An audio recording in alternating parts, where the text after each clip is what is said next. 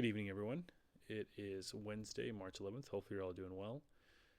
There's no script today. I want to do a little bit of a different video. I want to check in with everyone, make sure everyone's doing well, and talk to you about kind of some things I've been thinking about over the last few months. Throughout my 20s, and it probably even started in my teenage years, I really was goal oriented. So, this usually meant with careers, fitness, weight training, finances, etc. I really focused a lot on trying to improve my life. And when I had shortcomings, I would beat myself up. Now, if you haven't watched my videos before, when I was younger, I spent 2 years in university from 18 to 20. And because I didn't know what I wanted to do with my life, I left university at 20. Now, my friends that stayed, a lot of them went on to go into engineering, law school, medical school, master's programs, etc. They had these cool work exchanges, went off to foreign or universities across the country, whereas I was drifting between jobs. At this time, I was working things like security.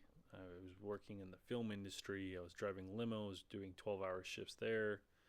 I was doing demolition. I was trying all these types of things, and I felt really behind. I felt like terrible. I'm like, what the hell am I doing working a 24-hour film shoot or something like that? And my friends are studying and they're doing all these other great things with their life. Like, what am I doing here? Why am I working demolition at 23? Those feelings are important. They make us check in with who we are. They make us check in with who we want to become and what's important in life. But really, it's not as bad as you think.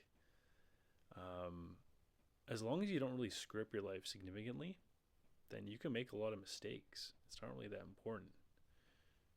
Not screwing up is equally as important as getting your life together. Now, by screwing up, I mean this could be having a child out of wedlock. It could be getting a drug or alcohol addiction, gambling addiction, really any of the addictions, letting that control your life. It could be getting into crime, which you have like a major criminal record that bars you from either travel or other job opportunities. But provided you don't do all those things, honestly, you're going to be pretty well off. Now that I realize as I'm 31, even though I worked all these odd and various jobs, as I moved into my corporate career later in life, I realized, you know what? A lot of that background actually helped me. It helps me relate to clients. It helps me relate to different experiences, and it makes me unique because another thing I realize is the people that go to college, they kind of just have a one-track life. They go in there and then they just work away and they don't really get the same experiences. But if you kind of live your own life, you live the life that's less traveled and you make out your own destiny, as corny as that sounds, I know, you're going to have a really unique take on things, and you're going to have experiences that other people don't have. And it may not seem valuable now, but you can call on those things years later at times. So don't discredit them. Yeah, I mean, I don't really have a script today. I just wanted to talk from the heart. This is something I've been thinking about. I'm positioning myself to do a lot of things I previously couldn't. And when I was ready to go back to school, I was thinking in life in stages. And this is something else I think we can kind of think of. When we're teenagers, we often think about life 20 steps down the line. Okay, I go to business school, I get my accounting degree, then I get my CPA, I work Big Four, and then I start my own practice, or maybe I climb the corporate ladder, I'm a CEO or I'm a controller, or what have you. It's kind of daunting, right? Because what happens if you get your bachelor's and you get your first job at the Big Four and you say, oh my God, I hate it? Then what? You might have a crisis, right? But for me, because I was so experimental throughout my 20s, I started doing security when I was 21. I worked in the film industry for a bit when I was 22. I did demolition at 23. I was driving pretty much throughout that whole time as a limo driver. I was picking up random jobs here and there for a summer or a winter, etc. And living at home, which also helped because I didn't have to pay as much bills, but I was fortunate enough. Thank you, Mom and Dad. Where was I going with this? Sorry.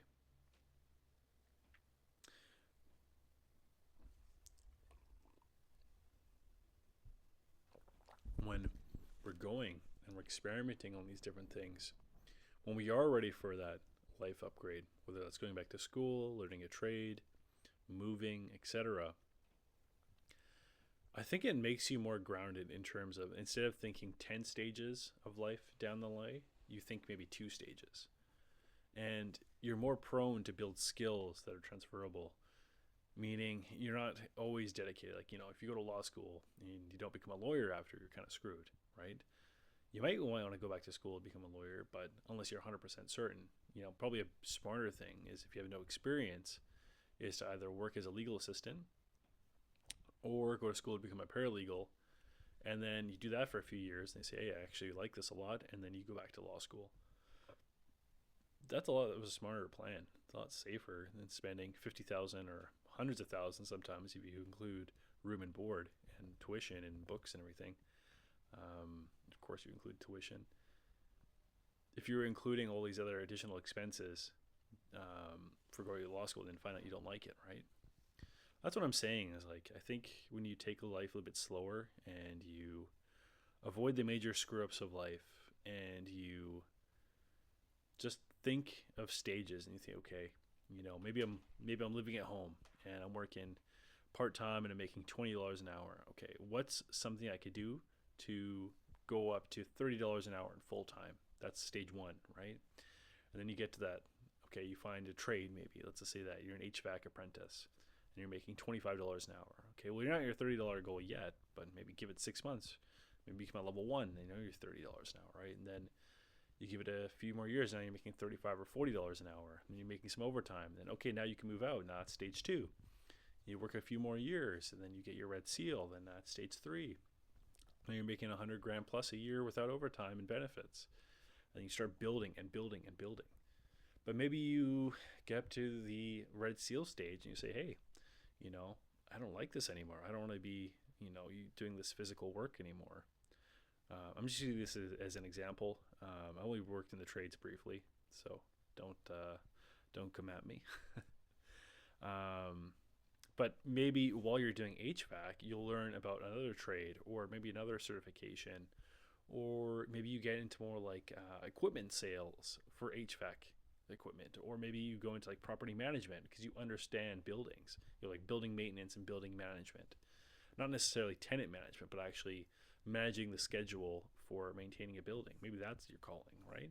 So you can pivot easier, and you don't have to have as big of an opportunity cost to transition because you built up that background. Anyways, I'm just kind of rambling today, but I just want to get this out there and say, hey, if you haven't figured it out in your 20s, that's really not an issue, to be honest. In a kind of an ironic way, if you haven't figured it out in your 20s, it probably means that you're actually ahead. It probably means that you're developing the skills necessary to question your life and to question things, and you're not going to be one of those people that have a midlife crisis. So keep that in mind. Anyways, I just wanted to talk to you about not feeling guilty over not feeling ahead, and not screwing up is equally as important as to succeeding in your 20s. So this is Mike here, just signing off, and hopefully you have a great night. Thank you.